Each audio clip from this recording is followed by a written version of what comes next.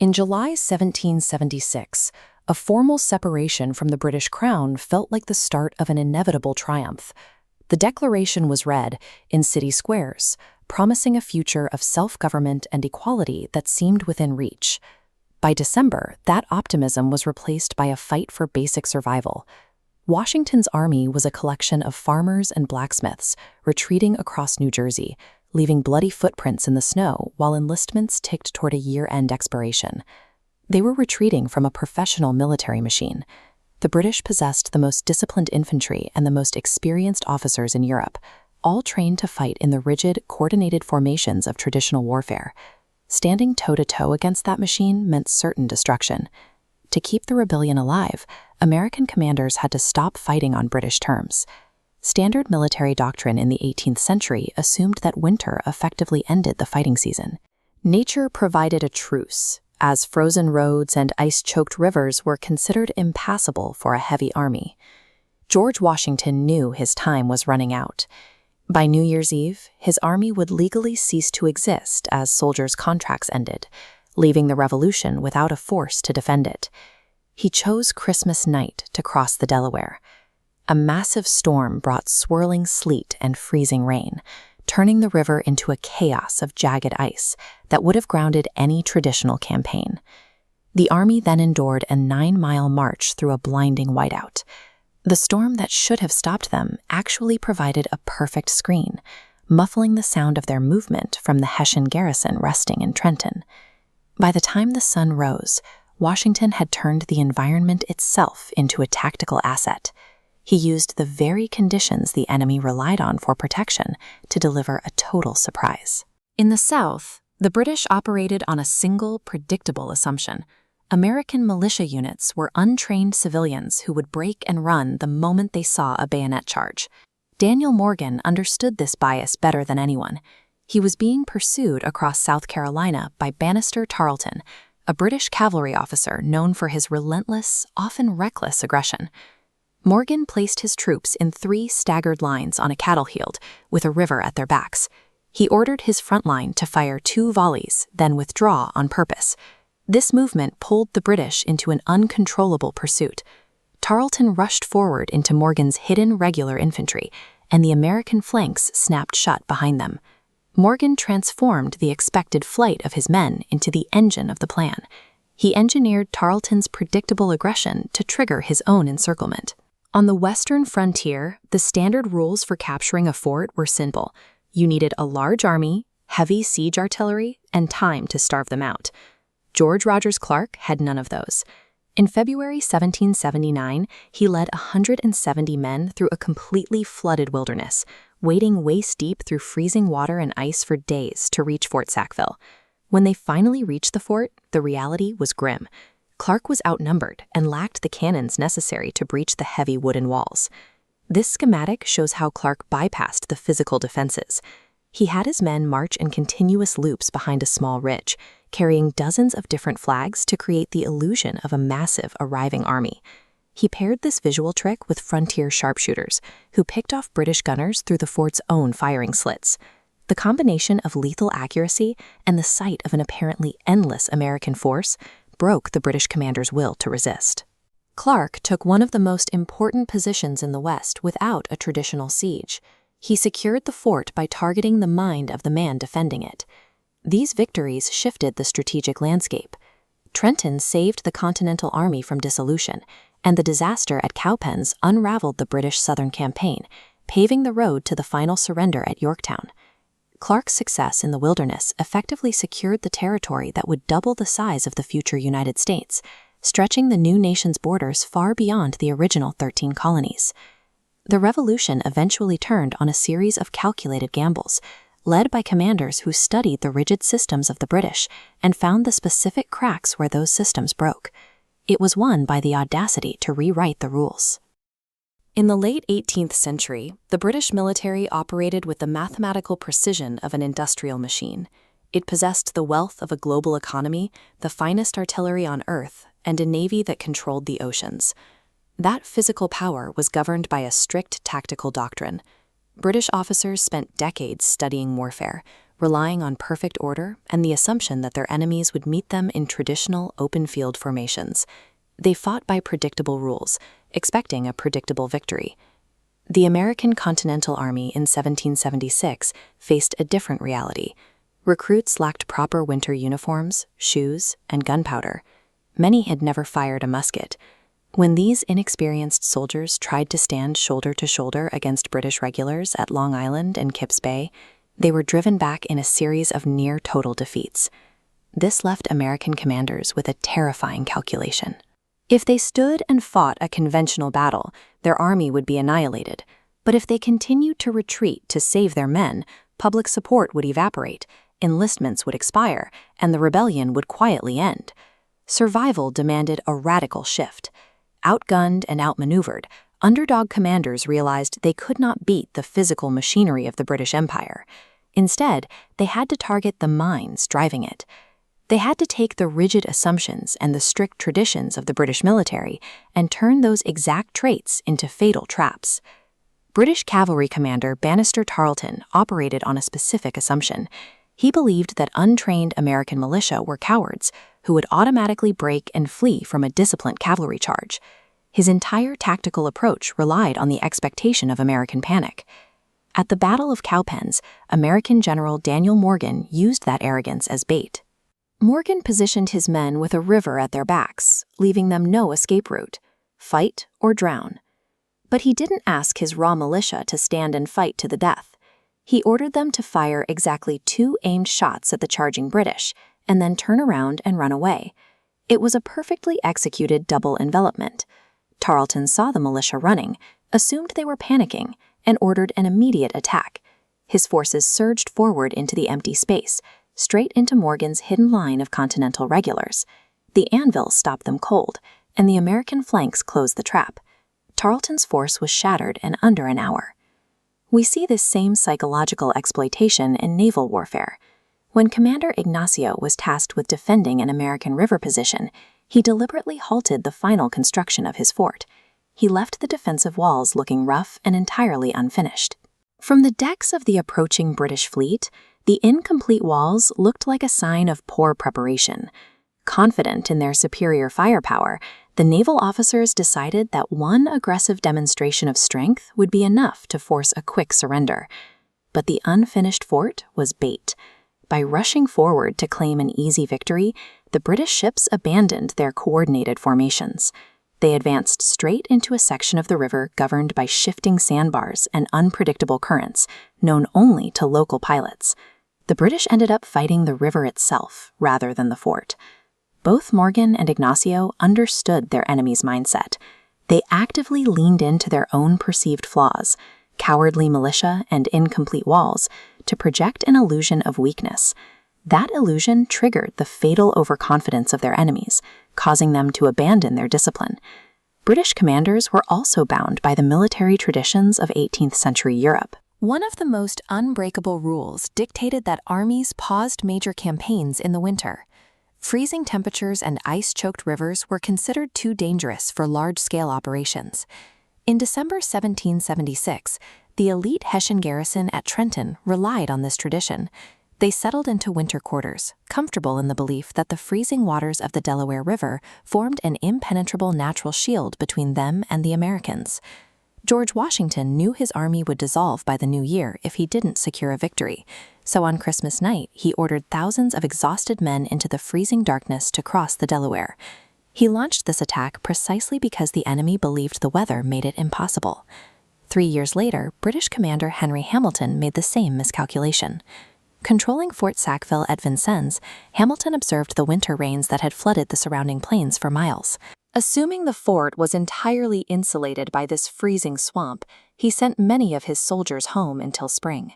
He never anticipated George Rogers Clark. Refusing to wait for a spring offensive, Clark led 170 volunteers on a march through what was known as the Drowned Country. For days, they waded through the freezing floodwaters that reached their chests, holding their muskets above their heads. When Clark's column finally materialized on the edge of Vincennes, the shock was devastating. The British were entirely unprepared to fight an enemy that had just walked out of a landscape deemed physically uncrossable. Washington and Clark weaponized nature's deadliest barriers. By moving through weather and terrain that British doctrine stated was impassable, they used frozen rivers and flooded plains as tactical cover to bypass superior defenses. But arriving at Vincennes was only half the problem. Clark and his 170 men stood outside a heavily entrenched British fort. They had limited ammunition, zero artillery, and no way to survive a prolonged siege. If Hamilton realized how small the American force actually was, the British could simply march out and crush them. So Clark engineered a masterpiece of deception. As darkness fell, he ordered his men to unfurl every company flag they had. He marched his soldiers in continuous, overlapping loops behind a small hill near the town. They appeared, disappeared, and reappeared, swapping flags to simulate the arrival of an enormous army. To give this phantom army teeth, Clark positioned his sharpshooters around the fort. These men didn't fire in standard volleys. They aimed with deadly precision, sending rifle balls through the narrow gun ports of the fort the moment a British soldier tried to return fire. Trapped inside, Hamilton heard gunfire from every direction but couldn't see the shooters. He watched endless flags marching on the horizon. The psychological pressure snapped his nerve. Convinced he was surrounded, Hamilton surrendered a heavily fortified position without a traditional siege ever occurring.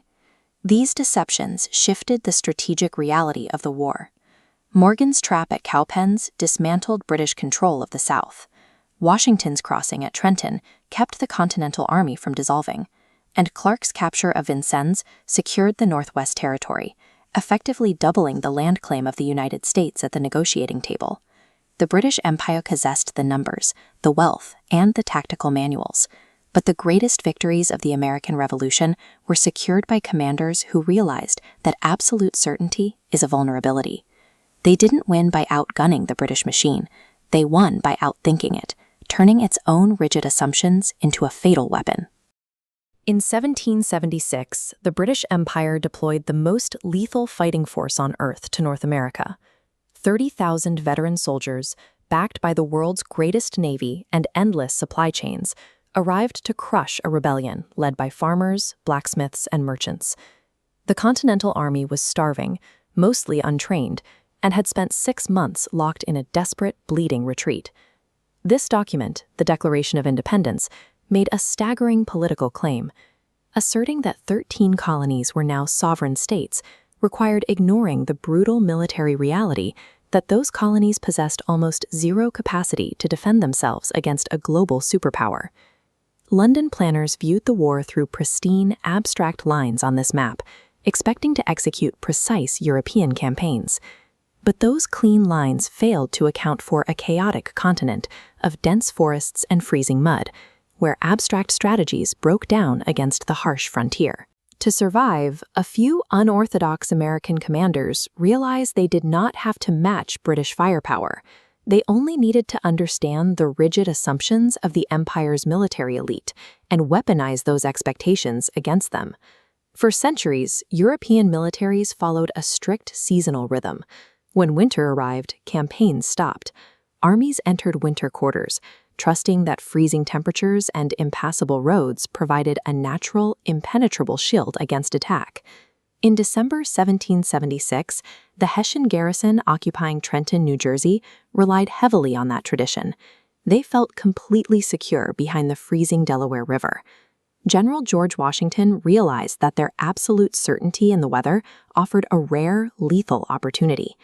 On Christmas night, Washington ordered thousands of exhausted men into wooden boats.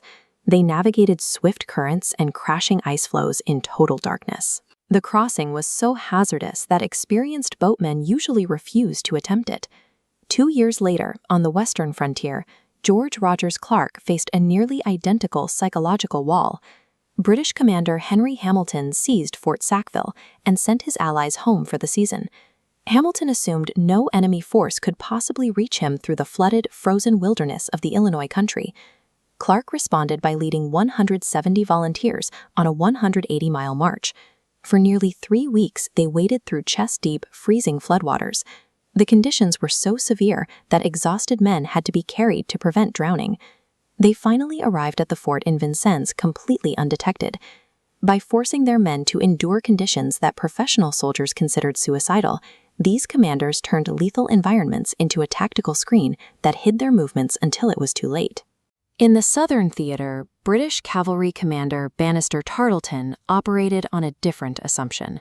He was ruthless, moved at breakneck speed, and held absolute contempt for American militias. He had seen them panic and scatter at the first sight of a bayonet charge, and he expected them to do it every time. American General Daniel Morgan knew Tarleton was right. Untrained civilians carrying muskets naturally retreat when professional infantry charge them. Instead of trying to force his militia to stand their ground, Morgan designed a battle plan that required them to run. Looking at this tactical map of the Battle of Cowpens, you can see Morgan placed his forces in 3 distinct lines, with a river at their back. Out front, his frontier riflemen had a single objective: shoot the British officers, then immediately fall back. Behind them stood the main militia line. Morgan gave the militia highly specific instructions. They were to fire exactly 2 aimed volleys at 50 yards. Then they were to turn left and retreat around the back of the Continental regulars. When Tarleton saw the American militia turning away, his bloodlust took over. Assuming the line had broken, he ordered his men to charge blindly forward. They ran straight into a fresh, hidden wall of Continental regulars, while American cavalry swung out from behind a hill to close the trap. Within an hour, Tarleton's elite fighting force collapsed. The aggressive momentum he relied on was used to pull his ranks apart, and he lost a quarter of his light troops in a single morning. Morgan succeeded because he fed Tarleton exactly what he expected to see, baiting the British commander into a charge that would shatter his own line. Controlling an enemy's actions often begins by manipulating what they see. When underdog commanders lacked the manpower to fight directly, they engineered visual illusions to break the enemy's mind before a single musket was fired. When George Rogers Clark arrived outside Fort Sackville with his tiny, exhausted force, he knew a direct siege would fail. Instead, as darkness fell, he marched his men in continuous loops around the town. They swapped out different unit flags and fired from shifting positions, projecting the illusion of a massive Continental army. Trapped inside the fort, the British commander faced unbearable psychological pressure. Believing he was vastly outnumbered and facing an impending massacre, Hamilton surrendered his garrison to a ghost force without staging a real fight. Consider the General Ignacio, who defended a vital river using a half-built fort. By leaving the walls looking ragged and disorganized, he lured an overconfident British naval fleet into shallow, unpredictable currents they otherwise would have avoided. Projecting a false illusion of overwhelming strength or tempting a superior enemy with fake weakness achieves the exact same result. Controlling the optics forces an arrogant opponent into fatal miscalculations. These psychological traps systematically dismantled the British Empire's overarching strategy in North America. General John Burgoyne's immaculate plan to sever New England by marching south from Canada died in the mud of Saratoga. The pristine paper maps in London completely failed to reflect the brutal geographical reality that bogged down his heavy wagons and exhausted his troops. In the South, Lord Cornwallis watched his campaign unravel because the failure at Cowpens cost him his best light infantry. Frustration replaced strategy, pushing him into a reckless chase that stretched his supply lines to the breaking point and eventually cornered him at Yorktown. And Britain permanently lost its grip on the vast Northwest Territory simply because 17 starving men waded through a flooded plain, proving that the brutal winter was not an impenetrable wall. The American Revolution survived a collision with a global superpower by refusing to fight on European terms. Outnumbered commanders maintained a firm grip on the harsh reality of the frontier, designing traps their enemies could not resist, and allowing the empire's own assumptions to tear itself apart. In the late 18th century, the British military operated with the mathematical precision of an industrial machine. It possessed the wealth of a global economy, the finest artillery on Earth, and a navy that controlled the oceans. That physical power was governed by a strict tactical doctrine. British officers spent decades studying warfare, relying on perfect order and the assumption that their enemies would meet them in traditional open-field formations. They fought by predictable rules, expecting a predictable victory. The American Continental Army in 1776 faced a different reality. Recruits lacked proper winter uniforms, shoes, and gunpowder. Many had never fired a musket. When these inexperienced soldiers tried to stand shoulder to shoulder against British regulars at Long Island and Kips Bay, they were driven back in a series of near-total defeats. This left American commanders with a terrifying calculation. If they stood and fought a conventional battle, their army would be annihilated. But if they continued to retreat to save their men, public support would evaporate, enlistments would expire, and the rebellion would quietly end. Survival demanded a radical shift. Outgunned and outmaneuvered, underdog commanders realized they could not beat the physical machinery of the British Empire. Instead, they had to target the minds driving it. They had to take the rigid assumptions and the strict traditions of the British military and turn those exact traits into fatal traps. British cavalry commander Banastre Tarleton operated on a specific assumption. He believed that untrained American militia were cowards who would automatically break and flee from a disciplined cavalry charge. His entire tactical approach relied on the expectation of American panic. At the Battle of Cowpens, American General Daniel Morgan used that arrogance as bait. Morgan positioned his men with a river at their backs, leaving them no escape route: fight or drown. But he didn't ask his raw militia to stand and fight to the death. He ordered them to fire exactly 2 aimed shots at the charging British, and then turn around and run away. It was a perfectly executed double envelopment. Tarleton saw the militia running, assumed they were panicking, and ordered an immediate attack. His forces surged forward into the empty space, straight into Morgan's hidden line of Continental regulars. The anvils stopped them cold, and the American flanks closed the trap. Tarleton's force was shattered in under an hour. We see this same psychological exploitation in naval warfare. When Commander Ignacio was tasked with defending an American river position, he deliberately halted the final construction of his fort. He left the defensive walls looking rough and entirely unfinished. From the decks of the approaching British fleet, the incomplete walls looked like a sign of poor preparation. Confident in their superior firepower, the naval officers decided that one aggressive demonstration of strength would be enough to force a quick surrender. But the unfinished fort was bait. By rushing forward to claim an easy victory, the British ships abandoned their coordinated formations. They advanced straight into a section of the river governed by shifting sandbars and unpredictable currents, known only to local pilots. The British ended up fighting the river itself rather than the fort. Both Morgan and Ignacio understood their enemy's mindset. They actively leaned into their own perceived flaws, cowardly militia and incomplete walls, to project an illusion of weakness. That illusion triggered the fatal overconfidence of their enemies, causing them to abandon their discipline. British commanders were also bound by the military traditions of 18th century Europe. One of the most unbreakable rules dictated that armies paused major campaigns in the winter. Freezing temperatures and ice-choked rivers were considered too dangerous for large-scale operations. In December 1776, the elite Hessian garrison at Trenton relied on this tradition. They settled into winter quarters, comfortable in the belief that the freezing waters of the Delaware River formed an impenetrable natural shield between them and the Americans. George Washington knew his army would dissolve by the new year if he didn't secure a victory, so on Christmas night he ordered thousands of exhausted men into the freezing darkness to cross the Delaware. He launched this attack precisely because the enemy believed the weather made it impossible. 3 years later, British commander Henry Hamilton made the same miscalculation. Controlling Fort Sackville at Vincennes, Hamilton observed the winter rains that had flooded the surrounding plains for miles. Assuming the fort was entirely insulated by this freezing swamp, he sent many of his soldiers home until spring. He never anticipated George Rogers Clark. Refusing to wait for a spring offensive, Clark led 170 volunteers on a march through what was known as the Drowned Country. For days, they waded through the freezing floodwaters that reached their chests, holding their muskets above their heads. When Clark's column finally materialized on the edge of Vincennes, the shock was devastating. The British were entirely unprepared to fight an enemy that had just walked out of a landscape deemed physically uncrossable. Washington and Clark weaponized nature's deadliest barriers. By moving through weather and terrain that British doctrine stated was impassable, they used frozen rivers and flooded plains as tactical cover to bypass superior defenses. But arriving at Vincennes was only half the problem.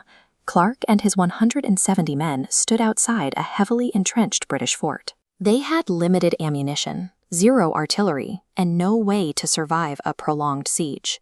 If Hamilton realized how small the American force actually was, the British could simply march out and crush them. So Clark engineered a masterpiece of deception. As darkness fell, he ordered his men to unfurl every company flag they had. He marched his soldiers in continuous, overlapping loops behind a small hill near the town. They appeared, disappeared, and reappeared, swapping flags to simulate the arrival of an enormous army.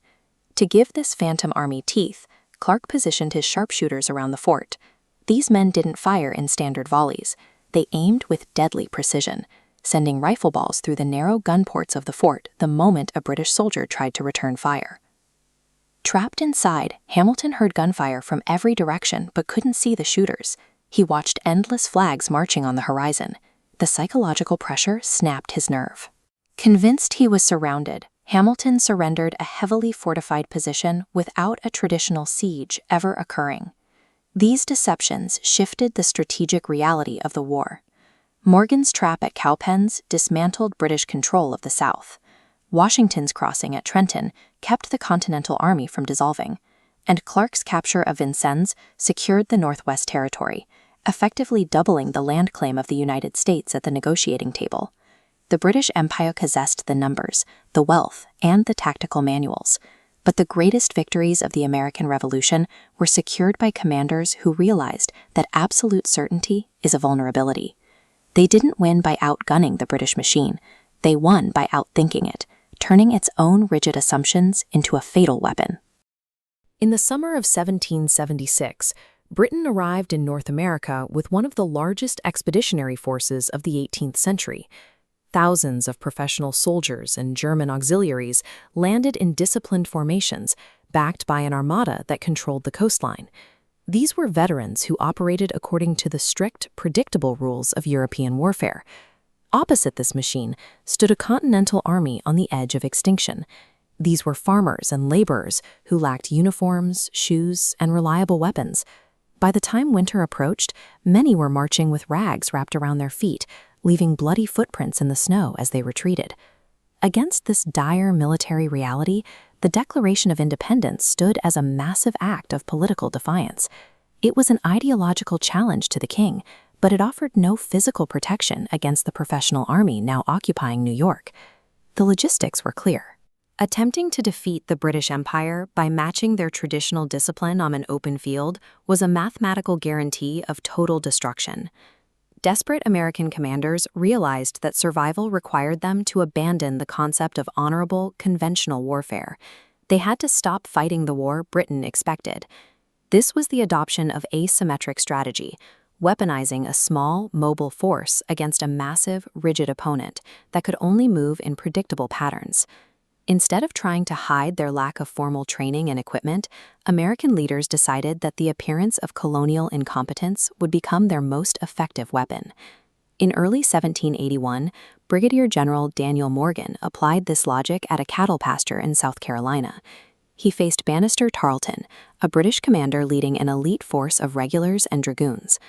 Tarleton operated on the assumption that American militia were cowards. He believed that under the pressure of a direct bayonet charge, untrained civilians would always panic and flee. Morgan turned that assumption into a trap. He ordered his frontline militia to fire exactly 2 aimed shots and then walk away, faking a rout to pull the British forward. Seeing the militia retreat, the British believed the battle was won. They broke their own disciplined formations and rushed uphill in a disorganized mob to finish the pursuit. That mob ran directly into Morgan's hidden line of rested Continental regulars. At point-blank range, the Americans fired a devastating volley and launched a bayonet charge, while cavalry swept out from behind the hills with sabers swinging to close the pocket. Morgan achieved a total tactical victory by leading his enemy to act on their own psychological expectations of American frailty. In February 1779, George Rogers Clark led 170 men through a dark, freezing floodplain. They marched for weeks, breaking through sheets of ice with their bare hands while wading waist-deep toward the British outpost at Vincennes. British Lieutenant Governor Henry Hamilton had reduced his garrison for the winter, certain that no commander would attempt an offensive across flooded wilderness in February. Clark used this isolation to build an illusion. By continuously moving multiple flags around the town and ordering his men to create excessive noise, he made his 170 starving frontiersmen look like a reinforced army of 600. Along the riverbanks, an officer named Ignacio employed a parallel deception. He left his defensive fort looking incomplete and disorganized, with unused timber and rough stone intentionally visible to naval observers. The British fleet saw the fort's unfinished walls as a sign of local panic. They abandoned their safe navigation charts to close in for an easy strike, sailing their heavy ships directly into shifting sandbars and unpredictable currents that Ignacio had spent months mapping. In both campaigns, the victory was won before the heavy fighting began, secured by making the enemy respond to a carefully staged display of weakness. These tactics of misdirection were born from necessity in December 1776. George Washington's army was dissolving, pushed back through New Jersey by a British force that believed the rebellion was effectively over. The clock was running out. Enlistments expired on December 31st, meaning in a matter of days, the army would cease to exist. Facing the end of the Revolution, Washington ordered a surprise attack across a river churning with jagged ice and surging from winter storms. He targeted the Hessian garrison at Trenton. The attack succeeded because the Hessians relied on military tradition, which dictated that no army would risk a river crossing in such lethal conditions. Washington's gamble transformed a disintegrating force into a victorious army, securing the re-enlistments and supplies needed to carry the war into the next year. While battles like Cowpens and Vincennes demonstrated the tactical power of deception, the largest failure of the British mindset occurred years earlier at Saratoga. In 1777, General John Burgoyne's perfectly drawn paper strategy collapsed when it collided with the reality of the American frontier. He relied on maps and traditions that could not account for dense forests, sabotaged roads, and guerrilla units that refused to fight a conventional battle. The surrender of Burgoyne's entire army convinced the French government to formally enter the conflict. This transformed the colonial rebellion into a global war that Britain no longer had the resources to contain. American independence was won by commanders who recognized that an empire's reliance on rigid tradition was its most exploitable vulnerability. By the late 1770s, the British military functioned as a professional war machine. It was a force defined by deep supply lines, years of drilling, and a tactical doctrine refined on the battlefields of Europe. The American resistance was the opposite. Its soldiers were often shoeless, marching on frozen mud with feet wrapped in rags. Their supplies were non-existent, their enlistments were set to expire in days, and they had spent the last year in a state of near-constant retreat. This diagram breaks down the statistics of a standard 18th-century exchange.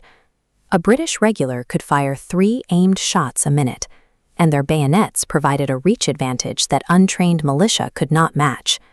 Head-to-head, the probability of an American victory in a static line battle approaches 0. Survival required more than courage. It required the American commanders to abandon the established rules of combat entirely. A handful of leaders, Washington, Clark, Morgan, and Ignacio, realized that conventional tactics were a recipe for total destruction. They turned instead to asymmetrical warfare, centered on the creation of engineered, multi-phase tactical traps. This strategy functioned like a machine with 3 interlocking components: the bait, to lure the enemy in, the jaws, to restrict their movement, and the snap, the moment the trap closes to break the enemy's composure.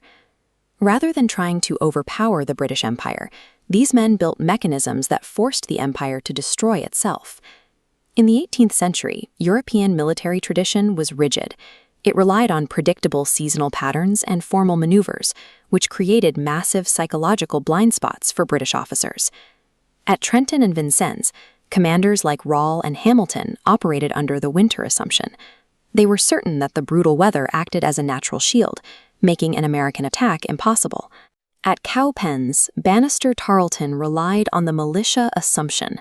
He believed the American militia were civilians who would break and run the moment they saw a British bayonet charge. On the coast, British admirals fell for the naval assumption. They saw Ignacio's unfinished fort as a sign of weakness and lack of preparation, rather than a deliberate part of a larger plan. The Americans used these specific biases as psychological bait. They presented the British with exactly what they expected to see, ensuring they would march into danger without conducting proper reconnaissance. The next phase involved actively seeking out the deadliest terrain to neutralize British conventional strength. Washington weaponized the weather by crossing the ice-choked Delaware River during a freezing nor'easter, placing his army in a position the British considered inaccessible. George Rogers Clark led 170 men through chest-deep, freezing floodwaters for miles, knowing the flood was the only thing capable of masking his approach. At Cowpens, Daniel Morgan placed the broad river directly at his men's backs, eliminating the option to retreat. On the river, Ignacio Berga used sandbars and tides to rob the Royal Navy of its speed, locking warships into narrow channels. These commanders chose the harshest conditions possible because the environment was the only force strong enough to physically trap the British military. The snap is the moment the deception ends. It is designed to shatter the enemy's understanding of the battlefield. Morgan's snap at Cowpens involved a deliberate fake retreat. His militia fired and pulled back, luring the British into a disorganized sprint directly into the fire of hidden Continental regulars. At Vincennes, Clark maintained a theatrical illusion. He marched his small force in continuous circles behind hillocks, using multiple flags to convince the British they were being surrounded by a massive army. At Trenton, Washington used artillery to snap the trap shut. Knox's cannons choked the town's intersections, preventing the Hessians from forming ranks or organizing a defense. In each of these battles, the British were defeated by the paralyzing shock of having their reality shattered in an instant. These specific tactical choices triggered a cascade of strategic consequences that changed the course of the war. The trap at Trenton restored faith in the Revolution and saved the Continental Army from dissolving at its lowest point in 1776. The loss at Cowpens stripped Cornwallis of his elite light infantry, leading him into a desperate, exhausted pursuit that ended with his surrender at Yorktown. Clark's victory at Vincennes allowed the United States to claim physical occupation of the Illinois country, a massive territorial gain that was used as leverage during peace talks. Article 2 of the final peace treaty defines the boundaries of the new nation. The massive territory north of the Ohio River was secured in part because Clark's 170 men held the ground. These isolated traps compounded to literally redraw the map of the world. The American Revolution succeeded through a series of specific, calculated choices. Commanders like Washington and Morgan recognized that following European military tradition against a stronger opponent meant certain defeat. By weaponizing the landscape and using an enemy's own assumptions against them, they created a new blueprint for victory. This anatomy of a trap remains a definitive masterclass in asymmetrical warfare, a strategy still studied in military academies across the globe today. Looking at this parchment from July 1776, it is easy to focus on the optimism of the signatures. The men who signed this were challenging the most powerful empire on Earth. But almost as soon as the ink dried, that optimism met a catastrophic military reality. The British Empire responded with a force of 30,000 professionals. They operated with a disciplined formation and a centuries-old rulebook that had made them the masters of European warfare. By contrast, the Continental Army was dissolving. By winter, Washington was leading farmers and blacksmiths who lacked uniforms, gloves, and in many cases, shoes. They were out of money, out of supplies, and struggling to maintain order in overcrowded, disease-ridden camps. When these two forces met in conventional engagements, the result was predictable. The British seized New York and forced Washington into a long, painful retreat across New Jersey, capturing thousands of American prisoners and hundreds of precious cannons along the way. As the revolution reached the edge of extinction, a handful of commanders realized that playing by the Empire's rules meant certain death. They recognized that the British military's rigid adherence to tradition was actually its greatest vulnerability. If the Americans were going to survive, they had to weaponize the enemy's own arrogance. In the 18th century, nature itself usually declared a temporary truce. European military doctrine dictated that large armies paused their campaigns during the winter, as frozen roads and short daylight made maneuvering nearly impossible. By December 1776, George Washington was trapped by a terrifying calendar. Most of his soldiers' enlistments were set to expire on the 31st. If he waited for the spring fighting season, his army would simply cease to exist. To cross the Delaware River, Washington had to navigate a massive nor'easter and currents choked with thick slabs of ice. Every sensible officer understood that no army should attempt a crossing under such conditions, which is exactly why Washington chose that night to move. The storm that should have stopped the army became the ultimate camouflage. Washington achieved total surprise, overwhelming the Hessian garrison at Trenton before they could even organize a defense in the snow. 2 years later, George Rogers Clark faced a similar assumption on the western frontier. British Lieutenant Governor Henry Hamilton had reclaimed Fort Sackville and settled in for the winter, confident that the flooded prairies of the Illinois country provided a natural shield. Clark led 170 volunteers on a 180-mile march through what they called the drowned country. They waded through chest-deep, freezing water for hours at a time, breaking through surface ice with their bare hands to reach a fort that Hamilton believed was unreachable until spring. Both Washington and Clark succeeded because they recognized the lethal winter environment was not just a barrier, it was the very shield the British relied upon to lower their guard. British officers operated under the firm belief that American militias were cowards. They assumed that untrained civilians would always break and run when faced with the sight of professional redcoats and a fixed bayonet charge. At the Battle of Cowpens, Daniel Morgan built his entire strategy around that assumption. He positioned his men with the broad river at their backs, intentionally cutting off their route of retreat to ensure they had no choice but to stand. Then he gave his front line an order that sounded like surrender. Fire exactly 2 well-aimed shots at the British officers, and then turn around and run away. The British commander, Banastre Tarleton, took the bait immediately. Seeing the militia retreat, his elite troops broke their own formation to chase them, sprinting blindly into the reach of Morgan's hidden regulars. As the British overextended, the militia that had fled simply circled around and struck the flanks, while cavalry hit them from the rear. The trap snapped shut, shattering a quarter of Britain's light troops in the south in under an hour. Morgan did not try to fix his malicious tendency to retreat. He engineered a battle plan that converted their perceived weakness into the very mechanism that destroyed the enemy. The British command often measured success by appearances. They believed that small troop numbers and unfinished fortifications guaranteed an easy, rapid victory. George Rogers Clark exploited this during the siege of Fort Sackville.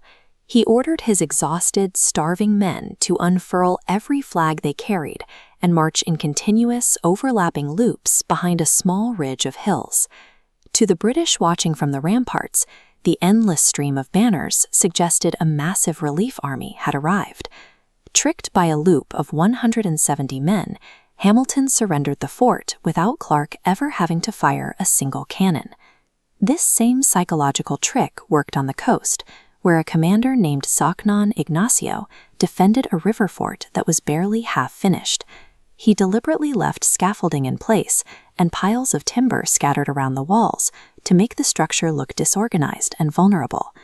The British naval fleet, seeing the weak defenses, sailed recklessly into the river without conducting a proper reconnaissance. They assumed the defenders would panic at the sight of the Royal Navy. But Ignacio had consulted local fishermen who knew the river's secrets. While the British focused on the unfinished walls, shifting sandbars and unpredictable currents, timed to Ignacio's pocket watch, pushed the heavy warships into shallow water, where they became sitting targets for the fort's artillery. In both cases, the British were defeated because their rigid doctrines forced them to fight a carefully engineered illusion rather than the physical reality of the ground beneath them.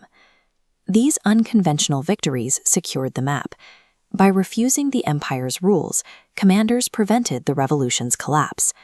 Clark's Winter March specifically gave American diplomats the leverage to claim the Northwest Territory, doubling the size of the new nation by proving physical control of the land. For the British, the psychological devastation was permanent. Their commanders were left chasing ghosts across the frontier, their supply lines stretched thin, and their belief in their own tactical superiority shattered.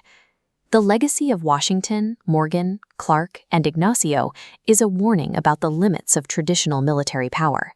They proved that even the most disciplined army can be blinded by its own predictable rules.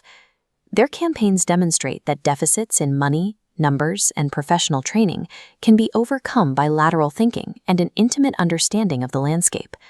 Knowing exactly what an enemy expects and then delivering the opposite is a weapon far more effective than any battery of cannon. Throughout the American Revolution, the deadliest tool on the battlefield was the ability to see the trap before it was ever set. By 1776, the British military operated with mechanical precision. Their infantry moved in disciplined formations, guided by a rigid European doctrine that prioritized perfect order and fixed, predictable battlefields. The American Continental Army was the opposite. They were starving, chronically undersupplied, and in a state of constant retreat. After suffering disastrous conventional defeats at Long Island and White Plains, it became clear that trying to stand and trade volleys with professional soldiers was a recipe for total destruction. This timeline tracks the Continental Army's strength as winter approached. Most enlistment contracts were set to expire on December 31st, and the number of active soldiers was plummeting towards zero. Without a change in fortune, the fighting force was on the verge of simply dissolving. Washington and his officers realized they could not beat the British by imitating them. To keep the revolution alive, they had to abandon the European playbook entirely.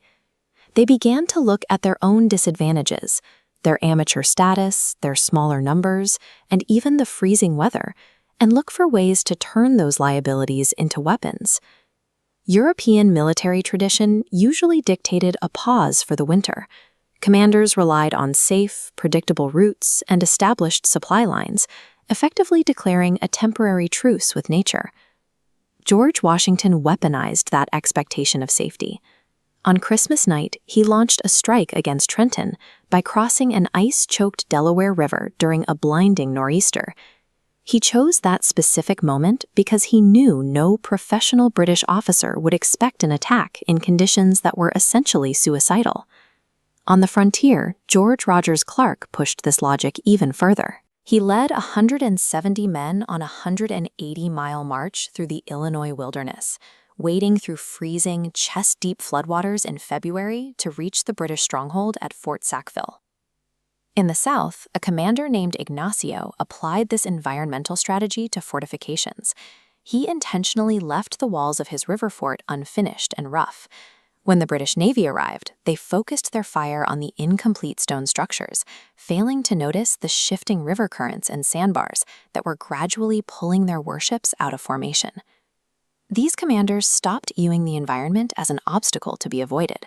Instead, they transformed lethal terrain and brutal weather into a cloak that allowed them to strike when their enemies felt most secure. The British's utter contempt for their amateur opponents created a different kind of opening.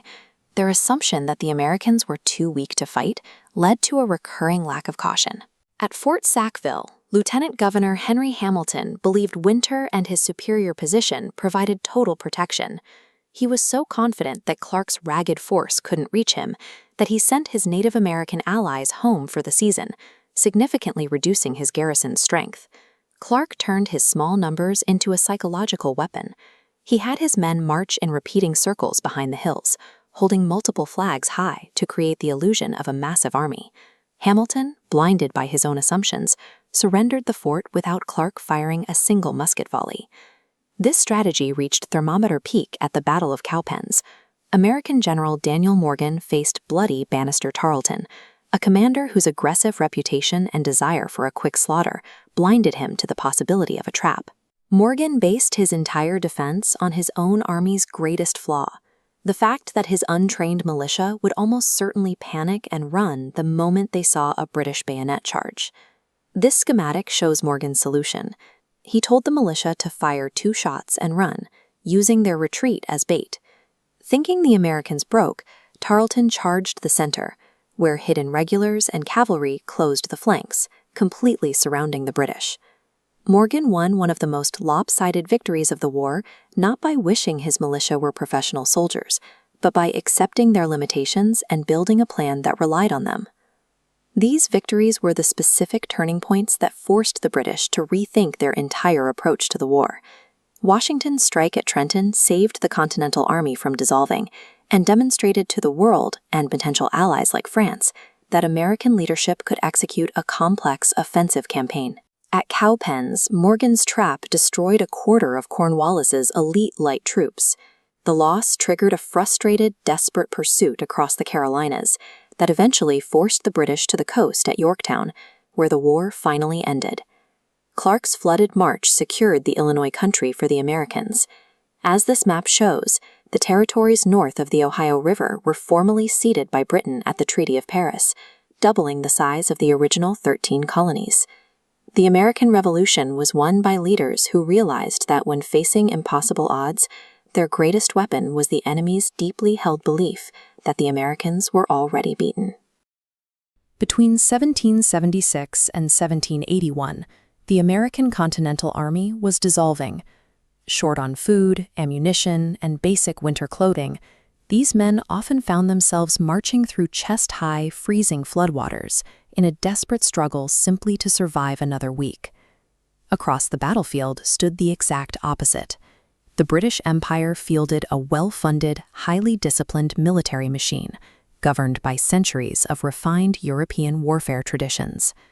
If these two forces met in a traditional open-field battle, the math was brutal and unavoidable. The Americans would lose every single time. The British commanders knew this math perfectly. They possessed better equipment, superior numbers, and professional training. But that mathematical certainty bred a deep, dangerous complacency. To survive, American commanders had to stop fighting by European rules. They looked at their own glaring weaknesses: untrained militias, ragged supplies, and brutal local environments, and engineered them into psychological traps. In European military tradition, warfare had a season. When the harshest winter months arrived, large-scale campaigns paused.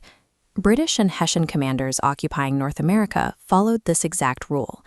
Men like Colonel Johann Rall in Trenton or Henry Hamilton in Vincennes relaxed their guard. They assumed the freezing rivers and flooded plains formed an impassable wall around their garrisons. George Washington looked at that assumption and saw an opening. He realized he could strike when his enemy believed an attack was impossible. On Christmas night in 1776, Washington led an impossible crossing of the ice-choked Delaware River. Under the cover of a blinding nor'easter, his forces descended on Trenton, shattering the unprepared Hessian garrison in the streets before they could organize a defense. 3 years later, George Rogers Clark faced a nearly identical barrier. A massive, 4-mile-wide flooded plain separated his small force from the British garrison at Fort Sackville in Vincennes. Clark didn't wait for spring. He smeared gunpowder on his face and stepped into the freezing water, leading 170 starving men on a chest-deep march for miles to strike an enemy sitting comfortably by the fire. Neither Washington nor Clark possessed superior firepower. They won because the British mind simply could not comprehend an enemy willing to endure such absolute physical misery to launch an attack. Winter wasn't the only assumption the British made. They also believed that irregular colonial militias and unfinished defenses would instantly crumble the moment professional soldiers applied pressure. Commander Ignacio Zacnentuda weaponized this overconfidence at his river fort by deliberately leaving the walls uneven and the timber unfinished. This disappointing appearance baited the British fleet into attacking without caution, sailing directly into shifting sandbars and narrow channels that Zacnentuda had spent months mapping. General Daniel Morgan applied the exact same psychology at the Battle of Cowpens in 1781. He was facing Bannister Tarleton, a ruthless British cavalry commander who operated on a single belief: American militias would always panic and run from a bayonet charge. Instead of begging his untrained farmers to stand shoulder to shoulder like professional regulars, Morgan built an entire battle plan around their natural instinct to retreat. Morgan deployed his men in 3 deliberate lines, with an impassable river at their backs. He ordered the militia to fire twice and systematically fall back. Tarleton took the bait, charging recklessly into the center as Morgan's hidden flanks swung shut. In less than an hour, Tarleton's elite Graish force was entirely shattered by an enemy they thought was running away. Morgan and Zacnan Tuda achieved staggering victories by accurately predicting the arrogant, aggressive impulses of the British Empire and letting that very aggression destroy them. Look closely at Trenton, Vincennes, and Cowpens. None of these American victories work unless the enemy does exactly what the trap requires them to do. By perfectly playing the psychology of the British command, these traps triggered cascading historical consequences. Washington's strike at Trenton restored a dying nation's hope, while Morgan's victory at Cowpens broke the British Southern strategy, forcing Cornwallis into a desperate, exhausted retreat toward Yorktown. Clark's winter march secured the Illinois country and the massive Northwest Territory, effectively doubling the size of the young United States at the negotiating table. The lofty ideals of the new nation were written on parchment, but those promises were ultimately protected by the ruthless, adaptive survival of outmatched commanders on the ground. True tactical genius does not require perfect conditions or superior resources. It requires understanding your own limits, reading your opponent's hubris, and having the courage to turn your greatest vulnerabilities into invisible weapons. The 18th century British military operated like a flawless, highly funded machine. Their officers spent years studying European warfare. Their infantry advanced with mechanical precision and perfect formation. They fought by a strict, highly predictable rulebook that secured them the most powerful empire. If you graphed the numbers backing the British forces, tens of thousands of professional soldiers, hundreds of warships, and massive financial reserves, and compare that to the Continental Army, the gap is staggering. The colonists were starving, freezing, and entirely untrained. By every traditional rule of warfare, they had a 0% chance of winning. By late 1776, the situation was completely desperate. George Washington's army was quite literally dissolving. In the South, Daniel Morgan led a ragtag militia notorious for dropping their weapons and running away.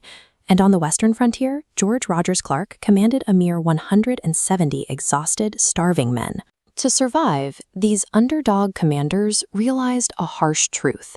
They had to stop trying to match British strength. If they fought a traditional war, they would die.